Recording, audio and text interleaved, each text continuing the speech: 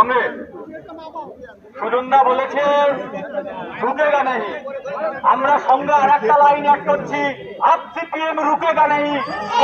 আপনাদের পিঠের সাথে একটা করে বাঁশ বেঁধে দিতে হবে, নইলে আপনাদের মেরুদণ্ডটা খুঁজে পাওয়া যাচ্ছে না।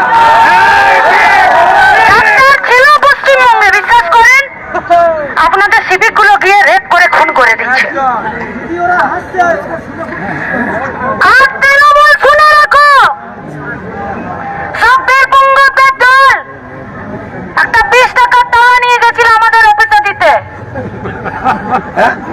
যদি কলেজের দম আছে না, তো সন্দেশখালীর নারায়ণগড়ের পার্টি অফিস থেকে তালা দিয়ে আসো নিজেদের, যেখানে মেয়েদের উপরে রেপ করা হচ্ছে। দক্ষিণ 24 পরগনার বারুইপুরে সিপিআইএম এর কার্যালয়ে হামলা চালিয়ে তৃণমূল কত বড় ভুল করেছে এবারে হাড়ে হাড়ে টের পাচ্ছে। আপনারা জানেন সামনেই বিধানসভা, একটা বছর মাত্র বাকি। তার মধ্যে আপনারা দেখেছেন সিপিআইএম এর শক্তি কিভাবে বাড়ছে দক্ষিণ 24 পরগনায়। একের পর এক জনসভা, রতন বাগচি এক প্রকার দারুণ কাজ করছেন দক্ষিণ 24 পরগনায়। এই যে পার্টি অফিস ভাঙা হয়েছে বারুইপুরে, পুলিশ এখনো ধরতেই পারল না কারা কে বা কারা পার্টি অফিস হামলা চালালো। সকলেই বুঝতে পারছে, কিন্তু পুলিশ এখনো বুঝতে পারছে না। জনসমুদ্র দেখতে পাচ্ছেন দক্ষিণ 24 পরগনায়, মানুষের ঢেউ, জনসমুদ্র। এগুলোকে দেখে আমি একটা কথাই বলতে পারি, 2026-এ ওই তৃণমূল বলে খেলা হবে। বামেরা এবারে মানুষের সঙ্গে রয়েছে এবং মানুষও বামেদের সঙ্গে রয়েছে। খেলাটা কে দেখাবে সেটা 2021-এই আপনারা জানতে পারবেন। হ্যাঁ, অনেকে আপনাদের মধ্যে রয়েছেন যারা ভাববেন সিপিআইএম পারবে না। এই সিপিআইএম এর জনসমুদ্র দেখেও যদি আপনাদের চোখ না খোলে তাহলে কিছু বলার নেই। আপনারা জানেন দক্ষিণ 24 পরগনার সিপিআইএম সম্পাদক রতন বাগচি, মীনাক্ষী মুখার্জি, প্রতীকুর রহমান, সুজন চক্রবর্তী হুঙ্কার দিচ্ছে। আপনাদের কিছু ভিডিও ফুটেজ দেখাচ্ছি এবং ওনাদের মূল্যবান বক্তব্য আপনাদেরকে শোনাবো। শুনুন আপনারা। ওটা তৃণমূলের মতন না যে তোলাবাজির টাকায় পার্টি অফিস হবে, ওটা তা না। মানুষের রক্ত জল করা পয়সায় মানুষের লড়াইয়ের জন্য পার্টি অফিস, ওটা লাইসেন্স।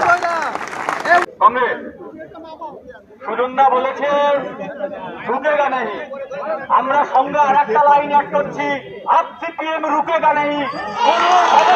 এত সাহস হয় কি করে ওই অফিসের আশেপাশে হাসবার? আর আপনি প্রশাসন, পুলিশ, এখন যার গরু ধান খেয়েছে তার কাছে বিচার দিয়ে কোনো লাভ নেই। যে পুলিশ তৃণমূলের ভয়ে টেবিলের তলায় বসে থাকে তার কাছে কি বিচার চাইব? যে পুলিশ অনুব্রত আর অভিষেক ব্যানার্জির কয়লা পাচার, বালি পাচার, চাকরি পাচারের টাকা পুলিশই কনভয় করে কলকাতায় নিয়ে আসে, সেই পুলিশের কাছে কি বিচার চাইব? যে পুলিশ ছাত্র নেতা আমির খানকে বাড়িতে গিয়ে পিটিয়ে ছাদ থেকে ফেলে দিয়ে হত্যা করলো, সেই পুলিশের কাছে কি বিচার চাইব? আমরা তৃণমূলের মতো আইন নিজের হাতে তুলে নিতে পছন্দ করি না। আমরা তারপরেও প্রশাসনের কাছে এসেছি। আপনাদেরকে পরিষ্কার ভাবে কানে তুলে দেওয়া থাকলে খুলে শুনে রাখুন, যদি অপরাধীদের গ্রেফতার না করেন, এতে শুধুমাত্র ট্রেলার হয়েছে। আগামী দিনে গোটা বারুইপুর অবরুদ্ধ হয়ে যাবে, আপনি অফিস থেকে বেরোতে পারবেন না। পরিষ্কার ভাবে হুঁশিয়ারি দিয়ে যেতে চাই। গোটা রাজ্য জুড়ে যাদবপুরের ঘটনার পরে ঘটনা কি? ছাত্ররা বলেছে ক্যাম্পাসে রাজনীতি করবে, ছাত্ররা বলেছে ছাত্র সংসদের নির্বাচন করতে হবে। ছাত্রদের সঙ্গে আপনি কথা বলতে পারলেন না, তাদের গায়ের উপর দিয়ে গাড়ি চালিয়ে দিলেন। কেন? আসলে তৃণমূল ভয় পায়, ক্যাম্পাসে প্রশ্ন করাকে ভয় পায়, ছাত্রদেরকে ভয় পায়। কারণ তৃণমূল ভালো করে জানে যদি প্রশ্ন করে তাহলে আমাদের রাতের ঘুম হারাম হয়ে যাবে।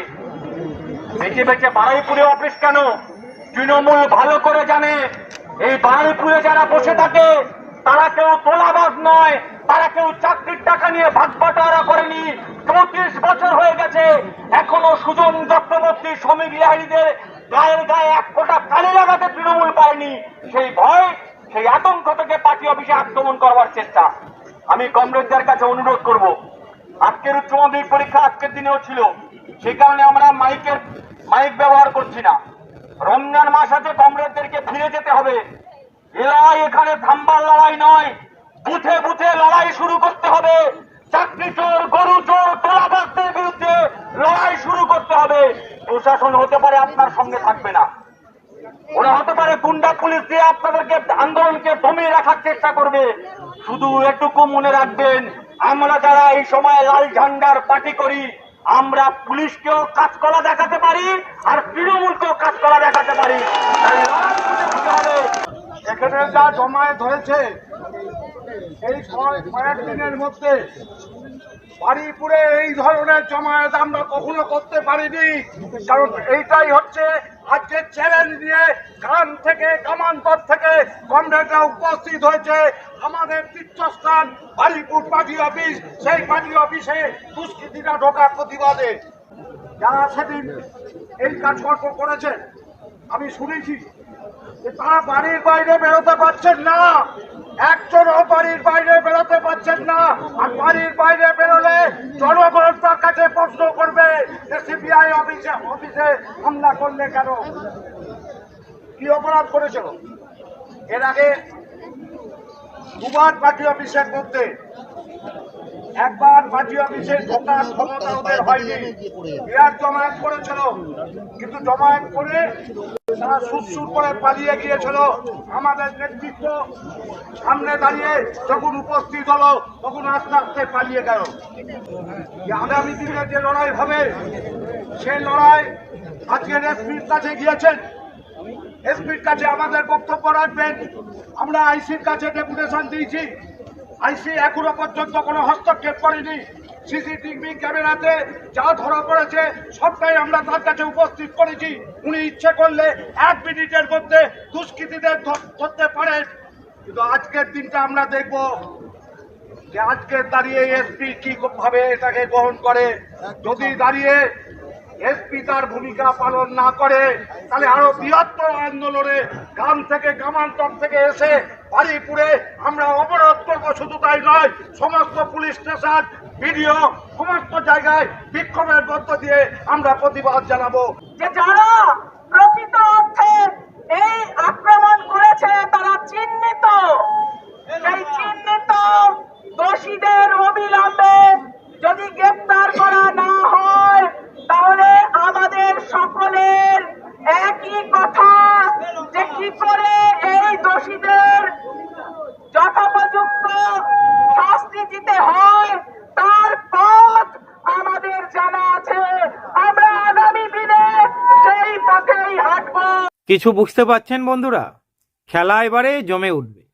এবারে সিপিআইএম যেভাবে জেগে উঠেছে, শুধু দক্ষিণ 24 পরগনায় নয়, গোটা পশ্চিমবঙ্গে তৃণমূলের দুর্নীতি। আপনারা জানেন পশ্চিম মেদিনীপুর কি হয়েছিল, আপনারা জানেন গতকাল একজন মহিলাকে তৃণমূলের জেলা দপ্তরে নিয়ে গিয়ে কিভাবে ধর্ষণ করা হয়েছে, ধর্ষণের অভিযোগ উঠছে, সেই সব খবর আপনারা পেয়েছেন। আরে মানুষ চুপচাপ হাত গুটিয়ে বসে থাকবে না, সময় এলেই প্রতিবাদ নেবে মানুষ। সময়ের অপেক্ষা শুধু। ভালো থাকবেন।